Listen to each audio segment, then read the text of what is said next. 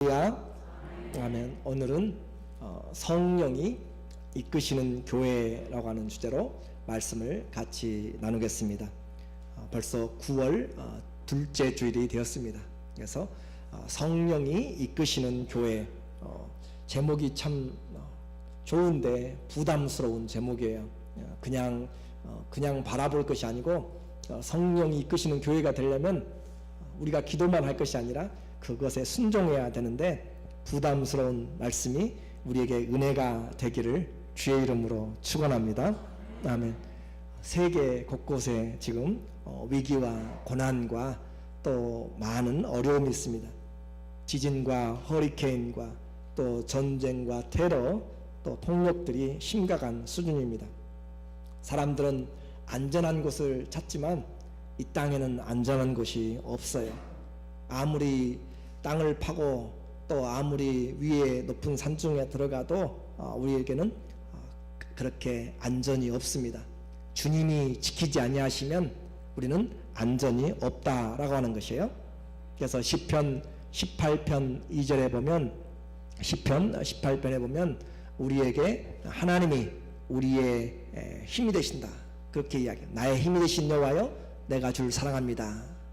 그래서 여호와는 나의 반석이시요 나의 요새요 나를 건지시는 자요 나의 하나님이요 나의 피할 바위요 나의 방패시요 나의 구원의 뿌리시요 나의 산성이로다. 그 고백이 어디서 나와요? 그냥 평안할 때 주님이 나의 방패가 되고 평안할 때 나의 피난처가 되는 것이 아니잖아요. 어떤 환경이었어요? 4절에 보니까 사망의 줄이 나를 얽어매고 불의의 홍수가 나를 두렵게 하였으며 음부 죽음의 줄이 나를 두르고 사망의 올무가 내게 이르렀도다. 사방으로 죽음이 몰아닥쳤을 때 그런 위기에서 하나님을 경험하니까 하나님이 나의 반석이 되고 나의 구원의 뿔이 되고 나의 의지할 산성이 되는 거지, 아무것도 아닌 그곳에서 하나님이 나의 요새라고 그렇게 노래하기가 쉽지 않다라고 하는 거죠. 그래요. 우리의 인생의 정말 위기에서 하나님이 우리의 반석인 것을 알지 못하면 우리 신앙은 제대로 성장하지 않습니다. 훌륭한 선장은 험한 파도가 있는 넓은 바다에서 이루어지고 만들어지는 것이지 잔잔한 호수에서는 절대 좋은 선장이 잘 만들어지지 않는다라고 하는 것이에요. 인생의 고난과 풍파, 파도가 우리에게는 당시에는 힘들어도 결국 우리를 소원의 항구로 인도해 가고 주님 닮은 사람으로 만들어 가기 때문에 고난당한 것이 내게 유익이라. 세상은 어떻게 생각할지 몰라도 그리스도인들은 고난을 바라보는 눈이 분명해야 됩니다. 주님이 나를 성숙시키는 것이고 또 그 위로받은 것으로서 다른 사람을 위로하게 하시고 그 주님과 함께 받은, 주님을 위하여서 받은 고난으로 영광이 보증되는 그것이 곧 그리스도인들이 받는 고난의 내용이죠. 이 시대에도 또 초대교회도 교회는 세상과 위기 가운데 고난 가운데 살아갑니다. 열방과 관원들과 모든 법과 제도들을 통하여서 복음을 가로막으려고 하는 많은 요소들이 있습니다. 그럼에도 불구하고 우리는 분명한 원칙이 있어요. 신앙의 절대적인 원칙, 세상을 살아가는 절대적인 원칙이 하나 있습니다. 그것은 바로 하나님 앞에서, 우리는 누구 앞에 살아요? 우리는 하나님 앞에서 살아갑니다. 그래서 우리가 하나님 말씀 듣는 것이 옳은 것인지 사람 말씀을 듣는 것이 옳은 것인지 하나님 앞에서 판단해보라. 사도행전 4장 19절에 그들의 고백이었잖아요. 대법정이 열리고 수많은 사람들이, 권세자들 앞에서 그들이 억압하고 주 예수의 이름으로 전하지 말고 다시는 부활을 증거하지 말라라고 그렇게 엄포를 놓아도 그들은 분명하게 말합니다. 베드로와 요한이 대답하여 가로되 하나님 앞에서 너희 말을 듣는 것이 하나님 말씀 듣는 것보다 옳은가 판단하라.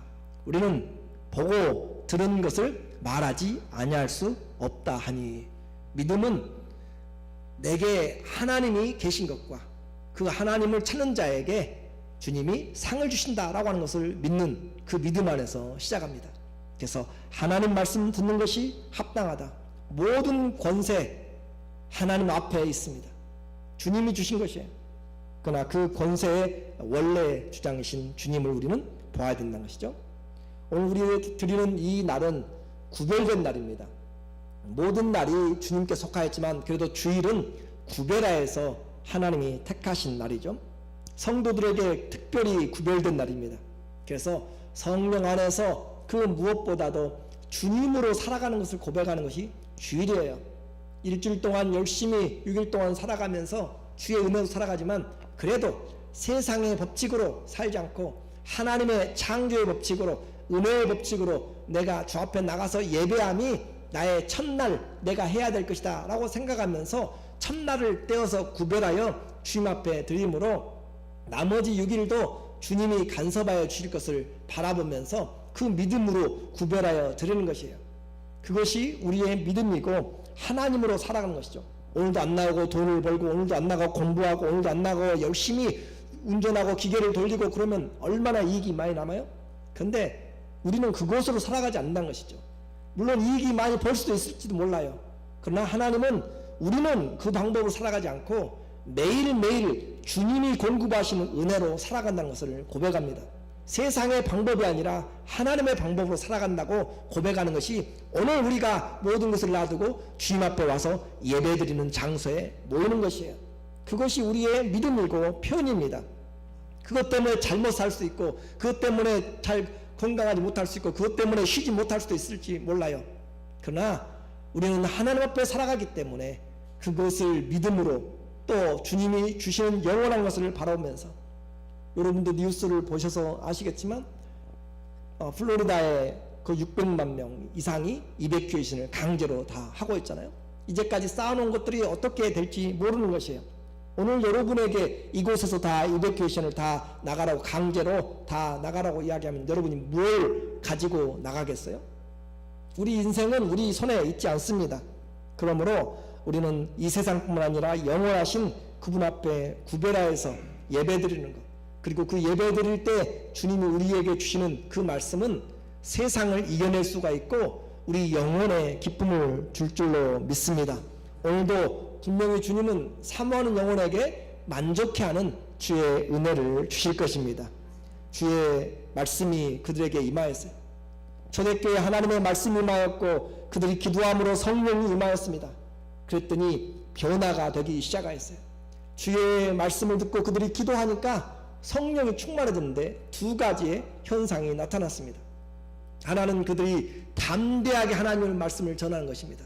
누가 뭐라고 해도 누가 방해를 해도 누가 그들을 위협하여도 하나님의 말씀을 담대하게 전하는 것이었고, 또 하나는 그들에게 삶의 물질적인 그 가장 붙잡고 가장 놓기 힘든 그 물질의 문들이 그들에게 있어서 놓아지기 시작한 것이죠. 오늘 저와 여러분은 이 시대에 물질에 사로잡힌 시대에 살아가고 있습니다. 그런데 하나님은 기도함으로 성령 임함으로 하나님의 자녀들이 살아가는 방식을 이야기합니다. 잘 들으셔서 우리의 믿음의 분량대로 여러분이 듣고 또 행하시기를 원합니다. 성령이 이끄시는 교회, 이 교회는 기도하게 만들어 가십니다. 성령이 이끌어 나가는 교회는 뭐하게 만들어요? 기도하도록 만들어 가요. 말씀을 들음으로 기도하도록 만들어 갑니다. 하나님을 믿으면서도 기도할 마음이 생기지 않는다. 하나님을 믿으면서도 말씀을 읽고 싶은 마음이 없다라고 하는 것은 그건 하나님과의 사랑의 데이트가 시작되지 않은 것이고 하나님을 아직도 그냥 저 옆집의 아저씨로 삼촌으로 그렇게 아줌마로 생각하고 있는 것이에요. 그러나 하나님을 알게 되면 주님 앞에서 살아가기를 원합니다. 만나기를 원하고 보고 또 보기를 원하고 함께 있기를 원하는 것이 하나님을 향한 사랑이 우리 안에서 싹트기 시작하는 거죠. 그래서 성령이 오시면 우리로 하여금 하나님과 대화하도록, 하나님과 마음을 같이 통하고 교제하도록 그렇게 우리를 기도의 자리로 인도해 나가는 거죠. 그래서 주님의 말씀이 자꾸 우리를 양육하기 시작합니다. 사도행전 4장 29절에 보니까 주여 이제도 저희의 위협함을 내려다보시고 하감하시고 또 종들로 하여금 담대히 하나님의 말씀을 전하게 하여 주시오며. 그래서 성령이 우리에게 기도하게 하시는데, 여러분 기도 많이 하죠? 기도하면서 주님 이 질병을 고쳐주세요, 우리 자녀 잘 되게 해주세요, 직장 잘 잡게 해주세요. 그런 것들의 기도보다 우리는 먼저 그의 나라와 의를 구하라 라고 하는 주님이 가르치는 기도를 배웠죠. 그런 것처럼 주님 앞에 올바른 기도는 먼저 하나님의 말씀을 전하게 해 주시옵소서라고 하는 것이 먼저의 기도예요.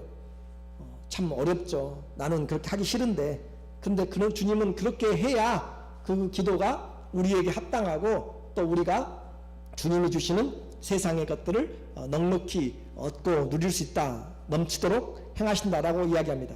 기도의 목적이 분명하네요. 하나님의 말씀을 전하게 하여 주시고 예수님의 이름을 드러내게 해주세요 라고 하는 것이 기도의 내용이었습니다. 손을 내밀어 병을 낫게 하시고 표적과 기사가 거룩한 종 예수의 이름으로 일어나게 하시옵소서. 예수의 이름이 드러나게 하는 것.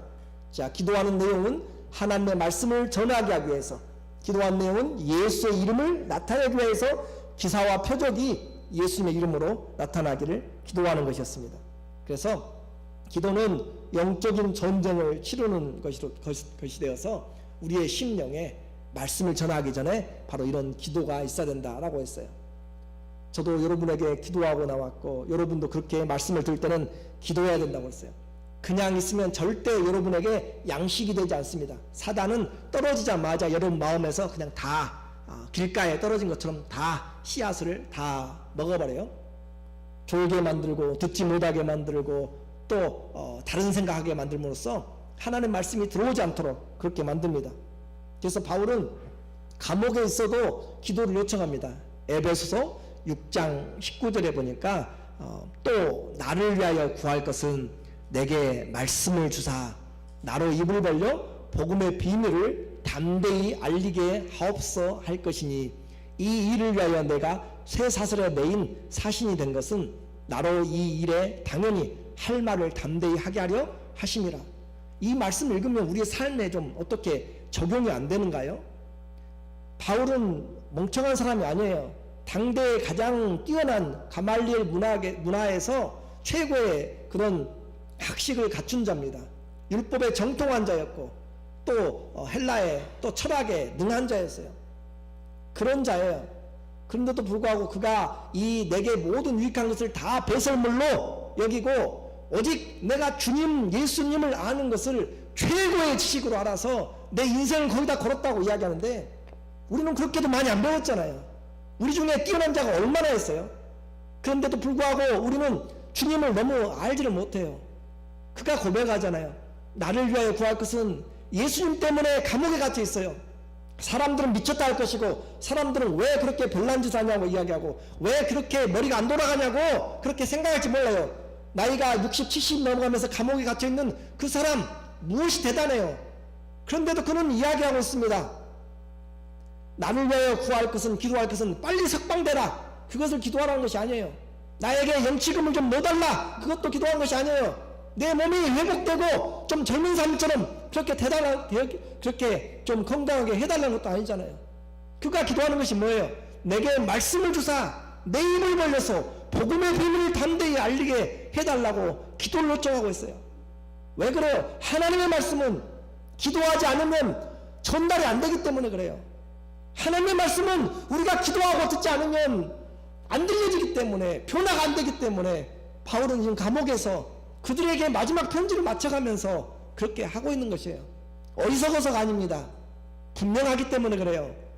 이 일을 위해서 쇠사슬에 매인 사람이 되었어요. 복음 때문에 매인 사람이 됐어요. 여러분, 복음 때문에 얼마나 어려움 당해봤어요. 예수님의 복음을 전하면서 얼마나 내가 위협을 당하고 두려움을 당하고 힘들고 병들고 아프고 굶고 죽고 그렇게 해보셨어요. 여러분이 한 만큼, 그리스도의 고난에 참여한 만큼 여러분에게 영광입니다. 다른 사람과 비교하지 마세요. 나는 내가 예수님 어떻게 알았는가, 그것이 여러분을 평가하는 것이에요. 예수님에게 드려진 인생 결코 불행한 것이 아니에요. 그러므로 우리의 기도는 막연한 것이 아니고 그리스도의 복음을 증거하기 위한 것이고, 또 그 일을 위해서 구체적으로 기도하는 것입니다. 기도는 막연한 하늘에 있는 뭉게구름을 잡는 그런 구름이 기도가 아니에요. 구체적이고 무엇을 구할지 우리가 하나님 앞에 엎드리는 것이에요. 우리가 알지 못할 때 성령께서 우리에게 알려주시는 것이 또 기도입니다. 로마서 8장 26절에 보면 이와 같이 성령도 우리 연약함을 도우시나니, 성령이 도우세요. 우리가 뭘 구해야 될지 알지 못해요. 나는 날마다 무릎만 꿇으면 그냥 내 자신만 생각하고 우리 가족만 생각하고 그냥 내 아픈 것만 생각하고 가난한 것만 생각하고 그렇게 다른 내 것들만 생각하는데, 우리 주님은, 성령님은 그것이 아니라 우리가 마땅히 구할 것을 구하도록 그렇게 가르친단 말이에요.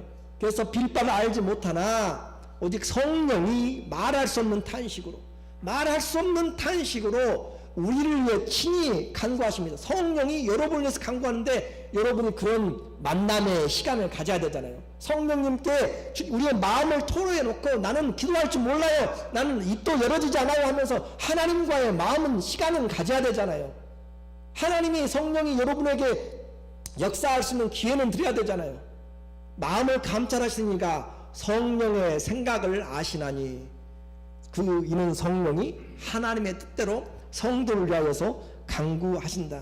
그래서 기도는 내가 하는 것이 아니라 주님이 하시도록 그렇게 하는 것이에요. 주님이 하시도록 하는데 우리는 뭘 해야 돼요? 무릎 꿇는 시간을 가져야 되고 주님과 만날 시간을, 주님 앞에 내 마음을 털어놓는 시간을 있어야 돼요. 그래야 주님이 우리의 마음을 사로잡아서 우리의 간구를 하시는 거죠. 그리고 내가 생각도 않은 사람들을 떠오르게 하시고 내가 생각도 않은 일들을 기도하게 하시고, 그렇게 성령께서 주님의 마음을 주시는 것입니다. 그분과 교제의 시간이 필요해요. 그래서 느헤미야는 금식하면서 하나님 앞에 슬퍼하면서 수일 동안 울고 그러면서 4개월 동안 그렇게 기도하니까 하나님이 구체적으로 뭘 기도해야 될지를 말하잖아요. 막연하게 하나님의 은혜 말씀에 그냥 도전을 받아가지고 폐허가 된 예루살렘의 총독으로 가겠습니다 라고 그렇게 하지 않아요. 하나님 앞에 기도합니다. 그러면서 그는 왕이 물어볼 때 분명하게 대답해요. 내가 이 바벨론에서부터 예루살렘까지 가려면 1500km가 되는데 그곳에 가는 강 건너 서편까지 가게 되는 통행증을 주세요 라고 그렇게 기도하고 있고, 가서 어떻게 할 것이에요? 그곳에 성벽을 세우고 성을 세우려면 그곳에 판자나 나무들이 목재가 됐어야 되니까 강 건너 서편에 있는 자들에게, 산림청 대장에게 제목들을 쓸 수 있는, 받아서 쓸 수 있는 그 종이를, 그 권리를 주세요 라고 그렇게 이야기하고, 뭐가 필요한지 그 조목조목을 이야기하는 것이에요. 하나님 앞에 기도하고 엎드리면 하나님이 지혜를 주시는 것이죠. 그래서 그 지혜는 하늘의 지혜이기 때문에 그 지혜를 가지고 배우지 못해도 좋아요, 내가 알지 못해도 좋아요. 그러나 주님이 주시는 지혜는 기도함으로 받는 것입니다.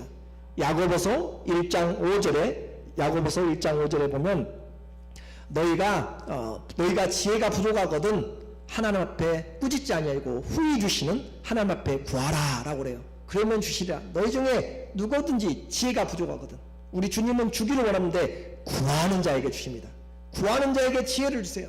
그래서 지혜가 어디서 오는가? 하나님께로부터 온다. 하나님께로부터.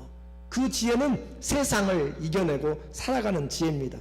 그래서 우리는 기도할 때 주님의 마음이 만져지는 것이에요. 기도할 때 주님의 마음이 내게 느껴지는 것이에요. 그래서 그것을 가지고 우리가 나타나도록 그렇게 하는 것이 기도죠. 뿐만 아니라 그들은 합심해서 기도했어요. 그냥 한 것이 아니라 합심해서 함께 기도하였더니 저들의 위협함을 하감없이며 하나님 앞에 합심하여서 기도합니다. 마가다락방에서 120명의 성도가 전심으로 기도했고, 또 성령이 임하고 그들은 복음을 막는 자들 앞에서 합심으로 기도하는 것입니다. 마음을 모아서 기도하는 그곳에 성령께서 함께 하셨습니다. 그래서 에스더가 내가 죽으면 죽으리라 할 때도 수산성에 살고 있는 사람들, 도성에 있는 사람들에 함께 모여서 기도하도록 요청하였고, 또 블레셋이 쳐들어왔을 때 사무엘도 이스라엘과 함께 기도하면서 나갔고, 또 이스라엘의 적인 연합군들이 모여서 이 예루살렘을 쳐나갈 때도 여호사밧은 어떻게 할 줄을 몰라서 함께 기도하였습니다. 역대하 20장 12절에 보면 우리 하나님이여 저희를 징벌하지 아니하시나이까 우리를 치러 오는 이 큰 무리를 우리가 대적할 능력이 없습니다. 어떻게 할 줄도 알지 못합니다. 오직 주님만 바라봅니다 하고 온 유다 온 사람은 그 아내와 자녀와 어린 자로 더불어 여호와 앞에 섰더라. 기도는 합심의 기도는 위기입니다. 하나님 앞에 주님만이 방법인 것을 주님만이 힘인 것을 바라보면서 간절히 마음을 모아서 기도하는 것이에요. 연합군들은 정말 모래같이 많습니다. 그런데 그걸 어떻게 물리쳐요? 어떻게 할 줄도 모르고 방법도 모르고 아무것도 할 수가 없습니다. 그런데 그렇게 기도하고 했더니 주의 말씀이 그들에게 옵니다. 하나님께서 염려하지 말라고 이야기하시고 내가 그들을 치리라 이야기하시고 하나님이 쳐들어오는 그들을 주께서 다 회파시키시고 그들에게 오히려 승리를 주셔서 그들은 3일 동안 쫓아가면서 전리품들을 얻게 만드는 하나님의 놀라운 역사를 만들죠. 이것이 권세자들 앞에서 위기 앞에서 성도들이 기도하는 것입니다. 합심기도는 이와 같이 하나님 앞에 마음을 함께 모으는 것이에요. 주님 우리에게 임하여 주세요. 그래서 우리가 성령이 이렇게 기도하였더니 성령이 충만하게 임하였다. 31절에 빌기를 다하며 모인 곳이 진동하더니 무리가 다 성령이 충만하여 담대히 하나님의 말씀을 전하니라. 무리에게 그들에게 성령이 충만하니까 전부 내 기도 응답받은 내가 아니라 모두가 다 하나님의 말씀을 담대히 증거하니라.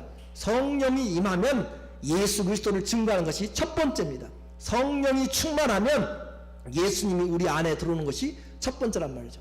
그렇기 때문에 성령 충만 정말 원하십니까?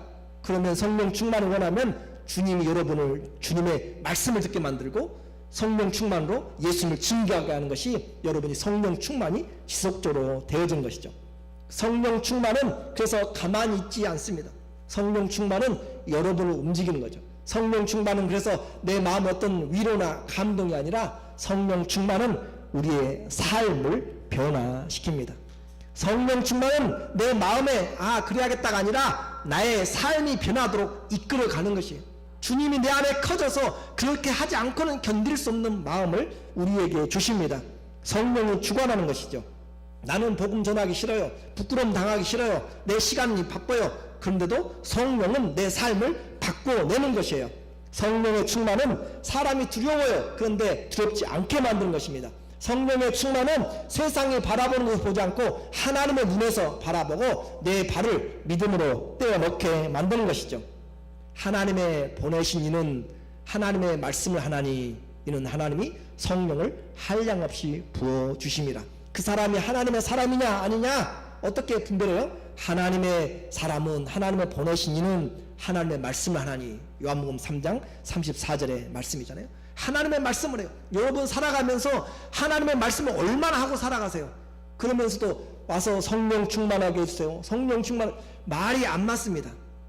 성령 충만은 여러분의 마음의 감동이 아니라 물론 감동도 주겠지만 삶을 변화로 이끌어가는 것이에요. 그 변화가 이끌어가니까 사람들이 뒤집어지기 시작해요. 그 성령이 정말로 충만하게 임하니까 놀라운 일들이 일어납니다. 여러분 3,000명 5,000명이 모여있는 이 예루살렘의 교회예요. 우리는 그렇게보다 비교가 안 되지만 그 적은 무리만 모여도 교회에 얼마나 다양한 사람이 모였어요? 그렇죠. 수많은 사람들이 모였어요. 개인들이죠. 그들 중에도 바리새인이 있고 서기관들이 있고 또 SNF파도 있고 또 정치꾼들도 있고 사기꾼들도 있고 또 농부도 있고 어부도 있고 무직자도 있고 여자도 있고 여러 다양한 사람들이 다 모여있어요. 학자도 있고. 그런데 그들에게 기도함으로 성령이 임하니까 주의 말씀을 증거하는 것과 더불어서 하나의 기적이 나타납니다. 정말 사단의 권세가 완전히 깨뜨려버리는 그런 놀라운 일이라는데 32절에 우리에게 이야기를 해요. 32절 시작. 믿는 무리가 한 마음과 한 뜻이 되어 모든 물건을 서로 통용하고. 자, 거기까지만요. 믿는 무리가 어떻게 됐다고요? 한 마음과 한 뜻이 되었다. 이것이 기적입니다. 말씀드렸죠? 초대교회 수천 명의 사람들이 각각의 다르다니까요. 배운 환경도 다르고 자라는 환경도 다르고 각각의 조건이 달라요. 기도 제목도 각각 다를 것이에요. 그런데도 불구하고 성령이 임하니까 어떻게 됐어요? 한 마음과 한 뜻이 되었다. 개인주의죠. 개인주의가 완전히 깨진 것입니다. 사단이 생각하는 개인주의, 이기주의가 완전히 깨진 것이에요.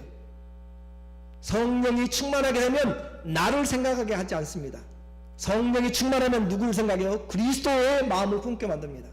그리스도의 마음을 품으니까 다른 사람의 필요를 보게 되고 공급하는 손길이 되게 하고 은혜를 끼치는 손길로 만드는 것이에요.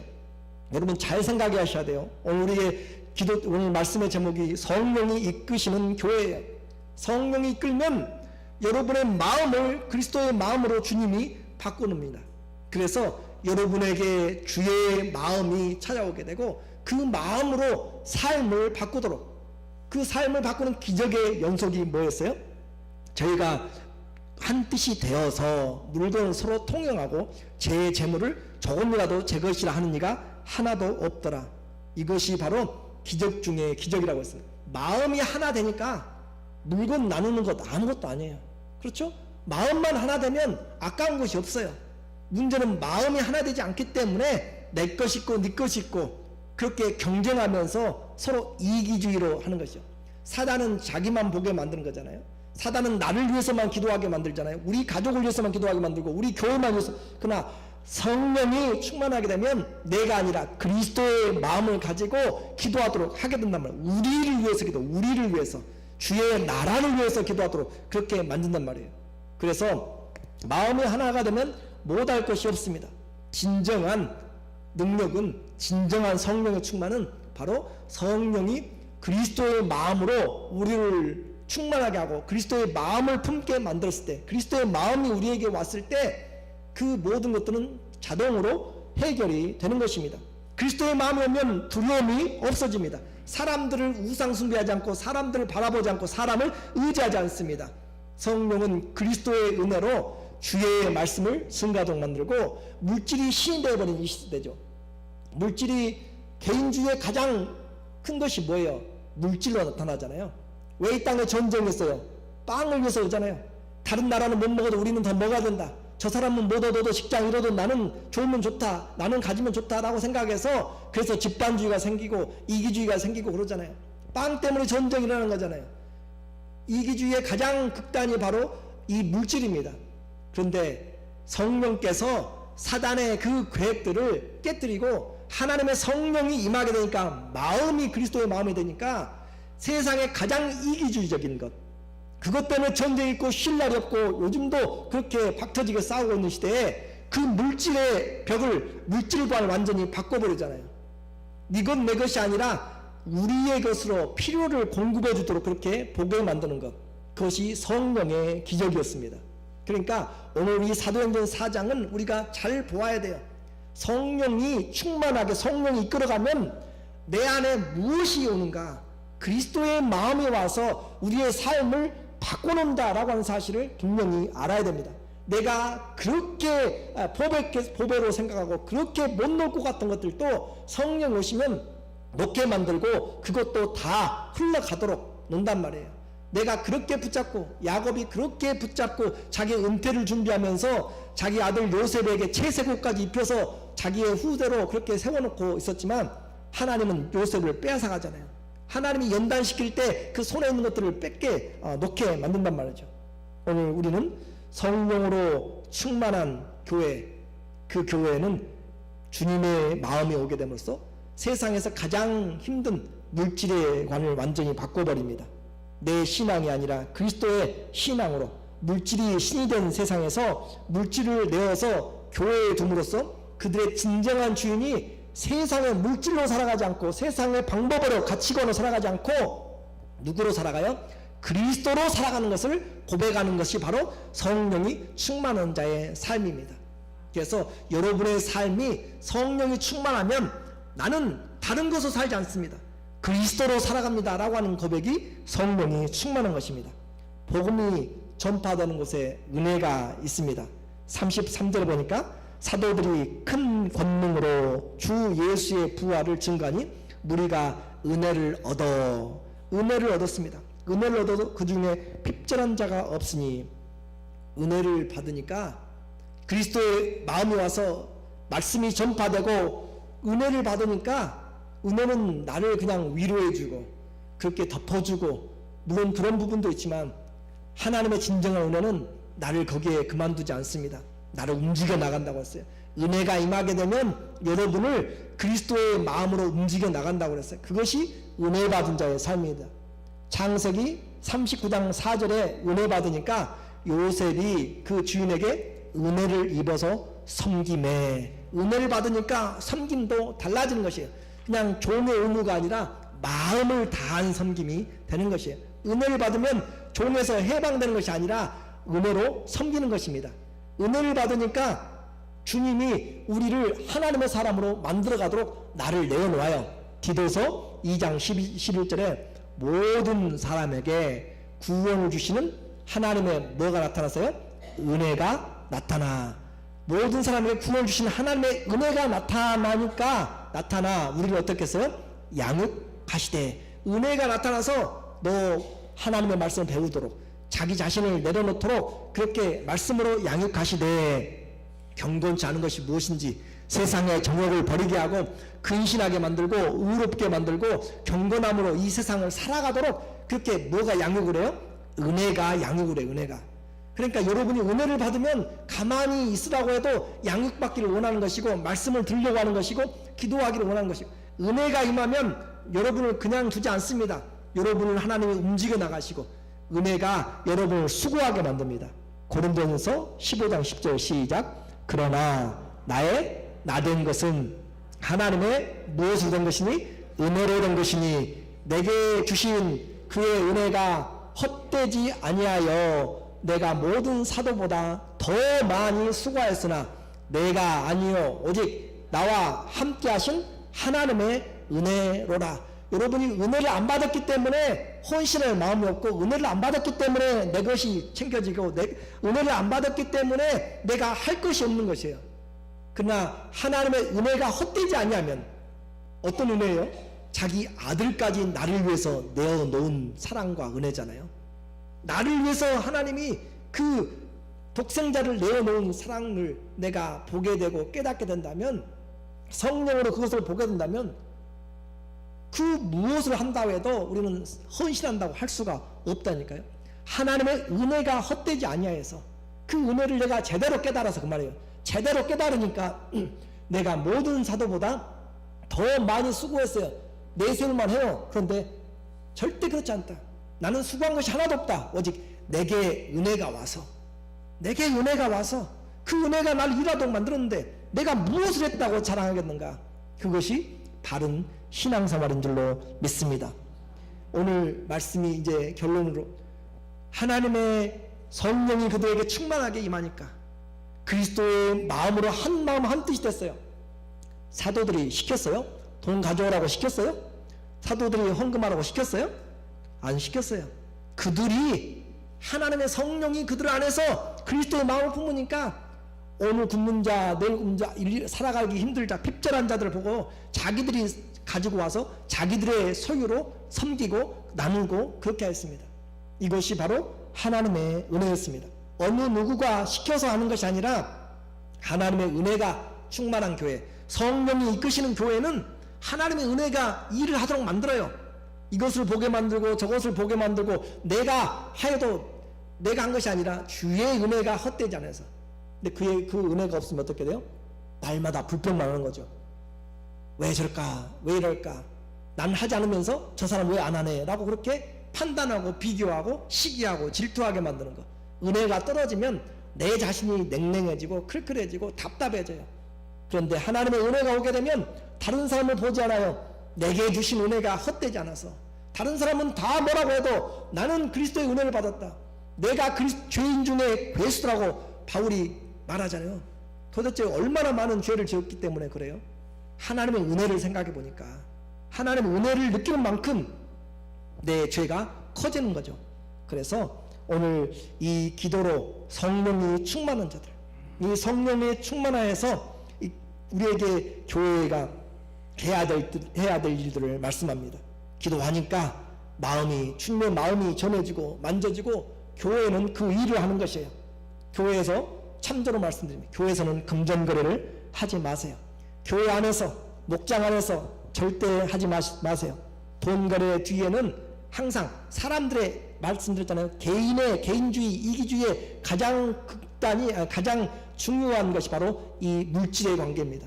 그래서 이 물질의 거래 뒤에는 사단의 틈이 있습니다. 그런데 성령이 오셔서 그것을 깨버린 거잖아요. 그런데 사람들이 교회에서 그런 것으로 성령이 충만한 상태가 아니라 뭐가 충만해요? 내 이익이 충만해서 돈거래를 시작하면 반드시 문제가 생기고 파장이 일어나게 됩니다. 그래서 구조의 원칙도 마찬가지예요. 그들이 팔아서 내 이름으로 한 것이 아니라 사도들 앞에 발 앞에 갖다 두더라. 교회가 하게 만드는 것이에요. 그래야 사람도, 도움을 받는 사람도 저 사람을 의지하지 않고 그 사람 의지하지 않고 교회를 통하여서 하나님의 은혜를 깨닫게 되고 겸손해지고 그렇게 되는 것이죠. 기도로 성령이 충만한 교회, 말씀을 전하게 됩니다. 교회는 이렇게 어떤 장소도 아니에요. 정치적인 그런 정당의 싸움을, 우리 정당 이 정당을 나누는 그런 정치적인 장소로 선전하는 것도 아니고 세력을 만드는 것도 아니에요. 기도하고 주님을 증거하는 것입니다. 교회는 자기의 유익을 위해서 장사하거나 또 회사에 선전을 하는 장소도 아니에요. 교회에서 우리는 분명히 성령이 충만하면 오히려 다른 사람이 아니라 내 안에서 주님을 내 것으로 내어 섬기는 것입니다. 기도로 성령 충만한 교회, 오늘 우리는 그런 기도를 어떻게 하시렵니까? 성령이 이끌어 가시는 교회 다 좋아요. 그런데 그러려면 내가 죽어야 돼요. 성령이 이끌어가는 교회를 맛보려면, 성령이 이끌어가는 인생을 맛보려면 감동이 아니라 주님은 삶을 바꿉니다. 그러므로 성령의 인도하심은 누가 내 인생의 진짜 주인가를 말씀하고 있어요. 물질로 사는 것이 아니고 지혜로 사는 것도 아니고 내 가진 재능으로 사는 것도 아니고 주님으로 살아간다고 고백하는 것이 시작입니다. 그러므로 내가 죽어야 되는 거죠. 내가 죽지 않고 성령에 이끌림받지 못합니다. 변화와 기적은 다른 곳에서가 아니라 내 안에서 말씀에 순종함으로, 기도함으로, 성령의 충만함으로 그리스도의 마음을 가지고 그 주의 말씀을 증거하기 시작할 때 성령께서 하나님의 보내신 자는 하나님의 말씀을 하나니 이는 하나님의 성령을 한량없이 부어주심이라. 성령이 부어지게 되면 우리는 그리스도의 마음을 가지고 그 은혜가 일하게 만들고 그 은혜로 우리를 서야 될 곳에, 가야 될 곳에, 해야 될 일들을 하게 만들 줄로 믿습니다. 주님 앞에서 한 주간 정말 성령이 이끄시는 인생, 성령이 이끄시는 교회가 되기를 원한다면 내 고집과 또 함께 부딪히고 씨름하면서 항복하고 주님의 사람으로 만들어져가는 그런 하나님 앞에서 살아가는 그런 삶이 시작되기를 예수님의 이름으로 축원합니다. 아멘.